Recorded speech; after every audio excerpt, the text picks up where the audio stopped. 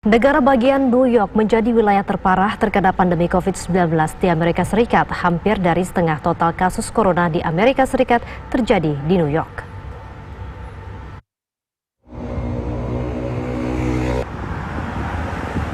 Banyaknya pasien COVID-19 yang meninggal membuat petugas medis menggunakan truk barang untuk mengevakuasi jasad. Fenomena ini terjadi di Brooklyn Hospital Center di New York, Amerika Serikat. Sudah lebih 1.000 warga New York meninggal akibat penyakit COVID-19. Sementara jumlah pasien positif COVID-19 hampir 70.000 di New York.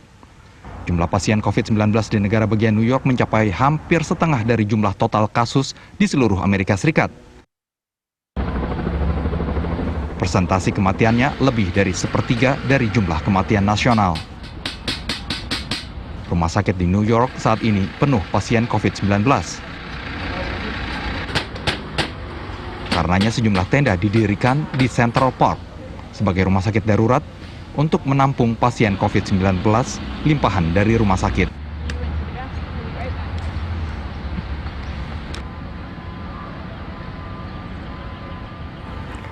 Pemirsa, kita beralih ke informasi dari Prancis menjadi negara keempat. Namun sebelum itu kita akan live terlebih dulu ke Amerika Serikat. Ada Yandri Subekti di sana. Yandri, bagaimana perkembangan terkini di Amerika, Yandri? Ya, kita jumlah warga Amerika Serikat yang terkonfirmasi semakin meningkat. Saat ini tadi pukul 4 total se Amerika 140.904 dan yang meninggal 2.405. Kembali kota negara bagian New York masih menempati urutan pertama di mana total terinfeksi 66.500, meninggal dunia 1.218. Dan di kota New York City tempat saya berada ini yang terbanyak dari sekian lokasi di Amerika Serikat maupun di negara bagian New York, yaitu 38.087 dan yang meninggal 914.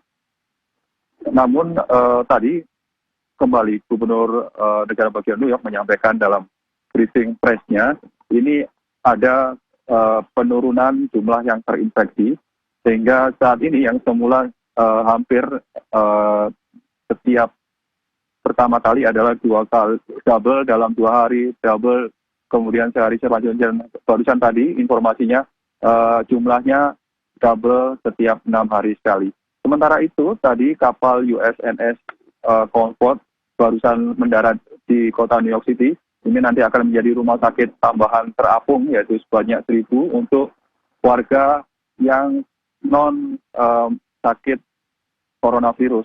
Dan juga di Javits Center, di mana pusat bisnis ataupun gedung yang biasanya untuk pameran ini sudah siap dijadikan sebagai rumah sakit ataupun tambahan tempat tidur untuk pasien corona. Diperkirakan mampu menampung lebih dari 1.000 tempat tidur. Namun demikian, Wali Kota New York City masih sangat khawatir akan kekurangan rumah sakit maupun tempat tidur dalam beberapa hari ke depan, sehingga diharapkan nanti ada terus penambahan sekitar 5.000 tempat tidur. Dan kabar gembira juga, hari Sabtu yang lalu, tepatnya FDA atau Food and Drug Administration ini yang bertanggung jawab akan perizinan makanan maupun perobatan untuk digunakan warga Amerika Serikat ini sudah memberikan approve ataupun mengizinkan pemakaian obat anti malaria hidroksilkloroquine dan kloroquine untuk dipergunakan kepada pasien coronavirus dalam kondisi yang emergensi.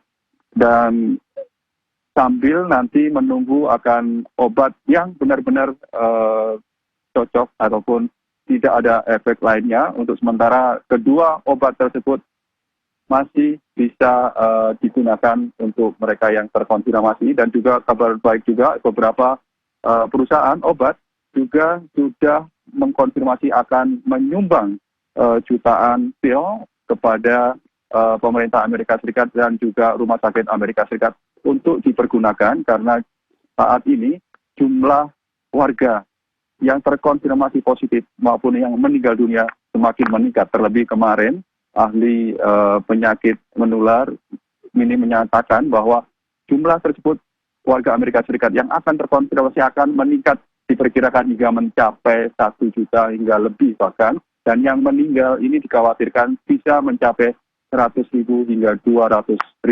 apabila kondisinya masih seperti saat ini. Dita. Terima kasih Andre Subekti atas laporan Anda dan selamat kembali bertugas.